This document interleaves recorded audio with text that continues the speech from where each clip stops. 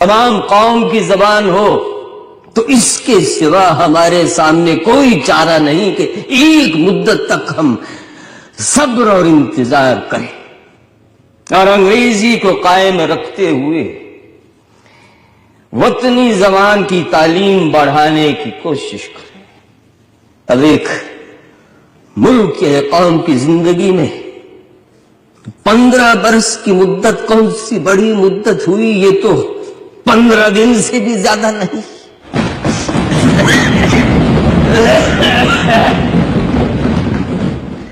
جہاں تک زبان کا تعلق ہے تو عام طور پر یہ بات مان لی گئی ہے کہ قومی زبان وہ زبان ہو سکتی ہے جو اتری ہند کی زبان ہو، لیکن اس وقت اتری ہند کی زبان کے لیے 3 نام پیدا ہو گئے ہیں: اردو، ہندی اور ہندوستانی۔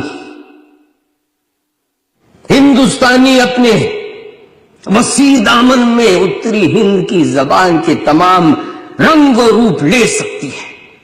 اس میں ہندی بھی آ سکتی ہے، اس میں اردو بھی آ سکتی ہے، اور اس کے سوا ایک نئے پھیلاؤ کی گنجائش بھی رہ جاتی ہے۔ ہندوستانی کسی بھی عنصر کو خارج نہیں کرتی بلکہ ہر چیز کو اپنے اندر سمیٹ لیتی ہے۔ علمی زبانیں اس طرح نہیں بنا کرتی جس طرح بناوٹی اصولوں اور پابندیوں کے ذریعے ایک چیز بنائی جاتی ہے۔ زبانیں بنائی نہیں جاتی، زبانیں خود بخود بننے لگتی ہیں۔ زبانیں ڈھالی نہیں جا سکتی بلکہ خود بخود ڈھلنے لگتی ہے۔ آپ لوگ زبانوں پر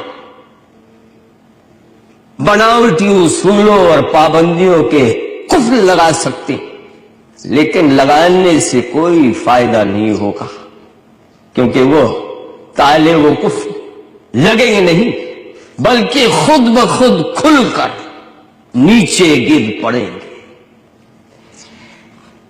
زبان کا قانون آپ سب کی پکڑ سے باہر ہے۔ ہر چیز کے لیے قانون بنایا جا سکتا ہے، لیکن زبانوں کی قدرتی چال کے لیے کوئی بھی قانون سازی نہیں کی جا سکتی ہے۔ زبانیں خود بخود اپنے لیے ایک راستہ اختیار کر لیتی ہے اور پھر اسی راستے پر چلتے چلتے اپنی منزل مقصود تک پہنچ سکتی ہے۔ خود گاندھی جی کا اور کانگریس پارٹی کا اسی رائے پر عمل رہا، اور جب کانسٹیٹیوشن کے سلسلے میں یہ بات کانگریس پارٹی کے سامنے آئی تو میں نے قدرتی طور پر اسی رائے پر زور دیا۔ مجھے توقع تھی کہ کم از کم کانگریس کے پرانے ساتھی اپنی جگہ سے نہیں ہلیں گے، گاندھی جی کے سدھانتوں پر جمے رہیں گے، لیکن افسوس میں اپنی یہ بات آپ سب سے چھپا نہیں سکتا کہ مجھے بے حد مایوسی ہوئی یہ دیکھ کر کے چند گنی ہوئے قدموں کے سوا باقی تمام قدم اپنی جگہ سے ہل رہے تھے۔ بالآخر یہ معاملہ ڈرافٹنگ کمیٹی کے سپرد کر دیا گیا اور اس کمیٹی سے درخواست کر دی گئی کہ کانسٹیٹیوشن کے اس حصے کا ایک نیا مسودہ تیار کیا جائے اور پھر پیش کیا جائے، اور اس کمیٹی میں کچھ نئے ممبران بھی بٹھائے گئے، ان میں سے ایک میں تھا۔ اس کمیٹی کے پہلے اجلاس میں بھی میں شریک رہا، لیکن وہاں میں نے یہ دیکھا کہ اکثریت پہلے سے ہی ایک خاص رائے پر جمی ہوئی تھی اور کسی بھی طرح سے اس بات کے لیے راضی نہیں تھی کہ ہندی کی جگہ ہندوستانی کو اختیار کر لیا جائے یا پھر ہندی کی تشریح کر کے اس کے مفہوم میں ایک نیا پھیلاؤ پیدا کیا جائے۔ اس صورتحال میں میں نے محسوس کیا کہ میرا وہاں رہنا تقریباً بیکار ہے، اس لیے میں نے اپنا استعفیٰ دے دیا اور اس کمیٹی سے الگ ہوا۔ مجھے یہ دیکھ کر سخت مایوسی ہوئی کہ اس طرف سے لے کر اس طرف یعنی کہ ہر طرف تنگ خیالی چھائی ہوئی ہے۔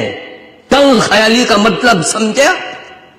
نیرو مائنڈڈنس یعنی کہ دماغ کا چھوٹا اور سمٹا ہوا ہونا اور ہر طرح سے پھیلاؤ اور اونچائی سے انکار کرنا۔ میں یہ کہنا چاہوں گا کہ ایسا تنگ دماغ لے کر ہم دنیا کی بڑی قوم ہرگز نہیں بن پائیں گے۔ ہندوستانی کے خلاف جو بھی کچھ کہا گیا اس میں سے اس بات پر سب سے زیادہ زور دیا جاتا ہے کہ اگر ہندی کی جگہ ہندوستانی کو اختیار کر لیا گیا تو اس میں اردو کے لیے گنجائش پیدا ہو جائے گی۔ میں جاننا چاہتا ہوں کہ اگر اس طرح کی گنجائش پیدا ہوئی تو کون سی قیامت ٹوٹ پڑے گی، کون سی قیامت ٹوٹ پڑے گی۔ میرے دوست مجھ سے ناراض نہ ہوں گے اگر میں یہ بھی کہوں کہ اس تنگ خیالی کا دوسرا منظر میں نے اعداد یعنی کہ نیومرلز کی بحث میں بھی دیکھا تھا۔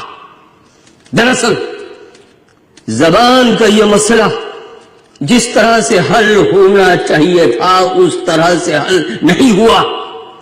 میں نے کوشش کی، میرے چند دوستوں نے کوشش کی، لیکن پھر ہم نے یہ محسوس کیا کہ موجودہ آب و ہوا میں اس سے زیادہ لچک پیدا نہیں ہو سکتی ہے جس قدر مسٹر ینگار کی ترمیم میں پیدا ہو گئی ہے۔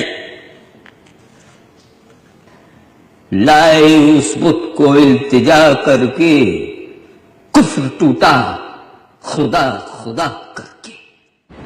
ہندی بھی آ سکتی ہے، اس میں اردو بھی آ سکتی ہے اور اس کے سوا ایک نئے پھیلاؤ کی گنجائش بھی رہ جاتی ہے۔ ہندوستانی کسی بھی عنصر کو خارج نہیں کرتی بلکہ ہر چیز کو اپنے اندر سمیٹ لیتی ہے۔ علمی زبانیں اس طرح نہیں بنا کرتی جس طرح بنا